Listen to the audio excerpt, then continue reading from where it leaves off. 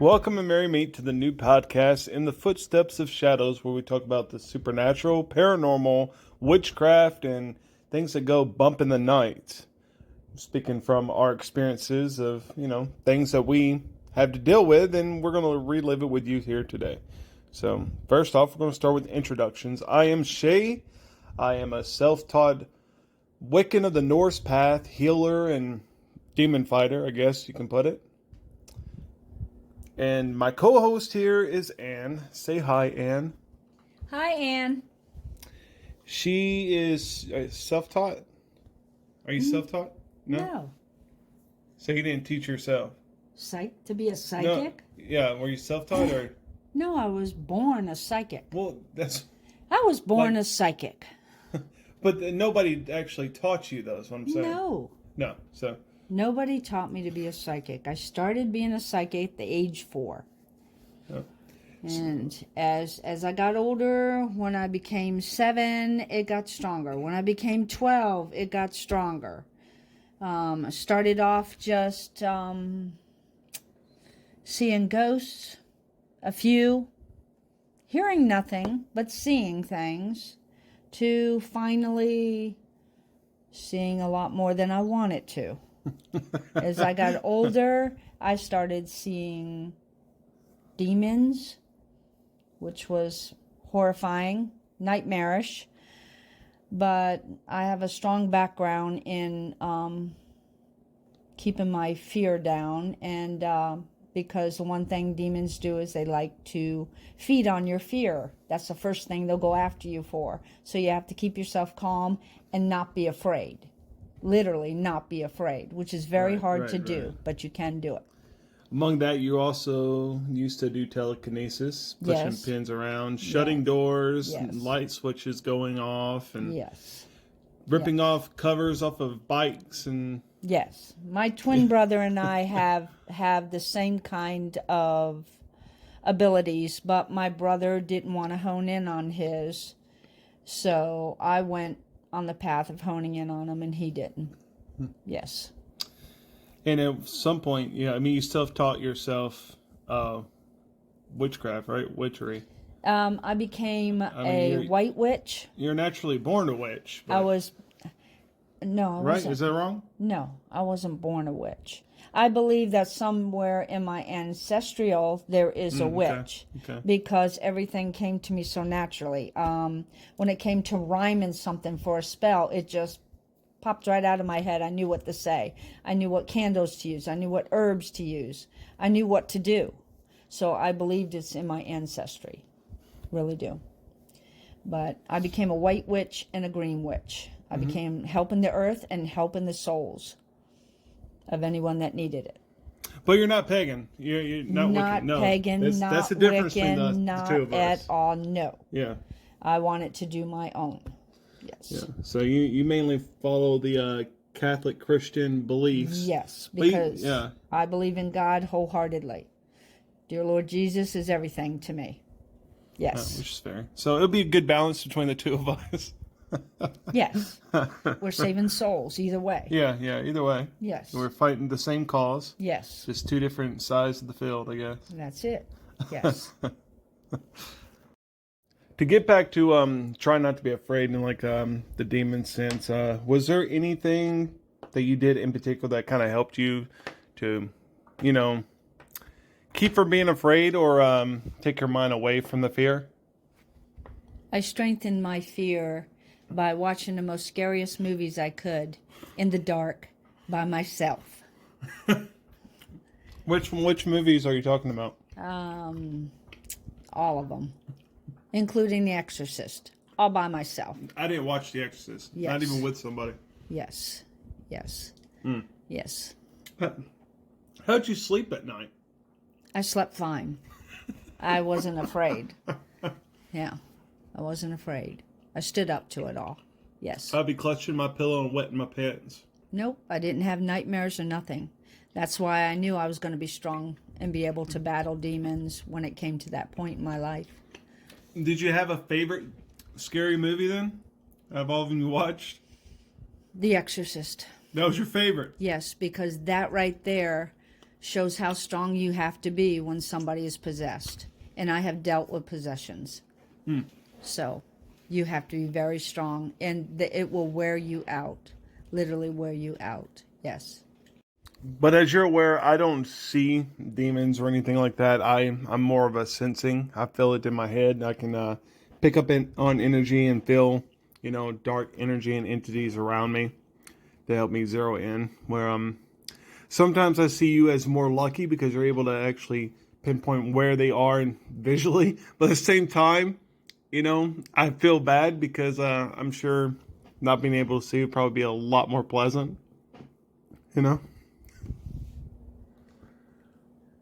Yeah,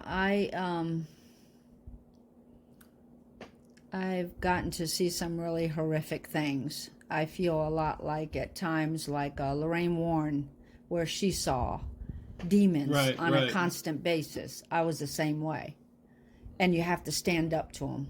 So, all kinds.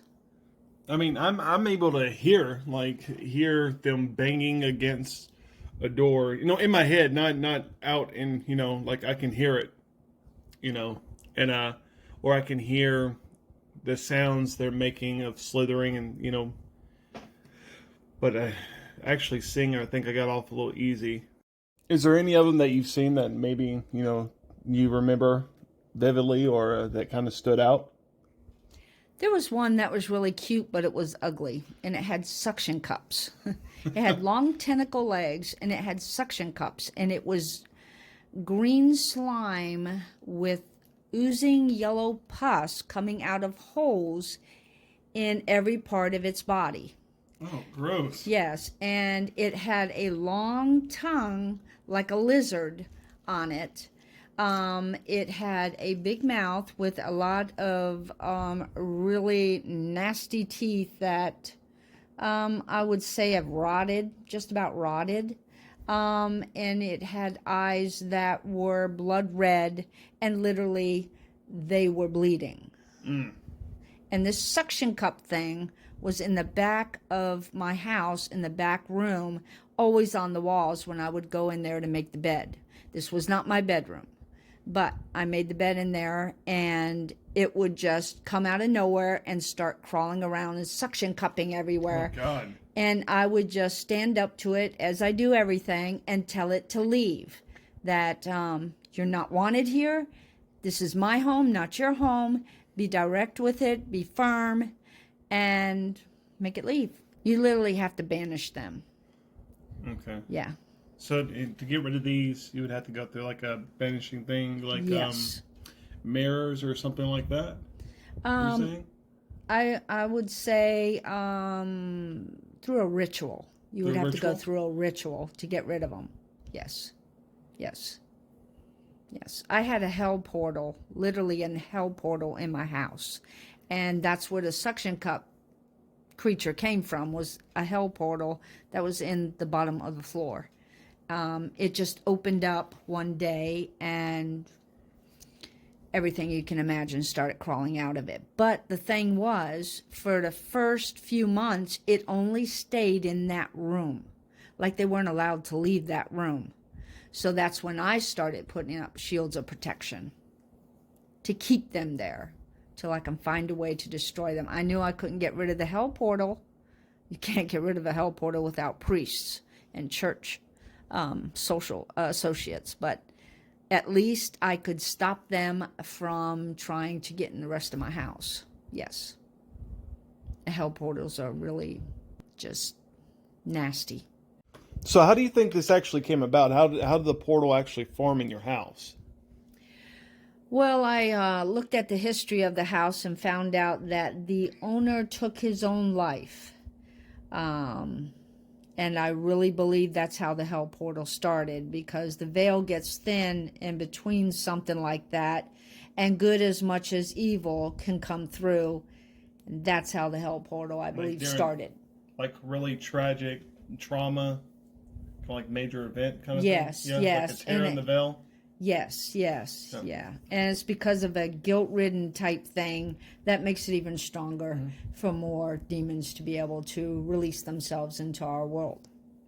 Did it? Do you think it left an imprint other than that, or do you think an imprint that he left from that action is what helped create it? Yes. Kind of yes, thing. Yes. Okay.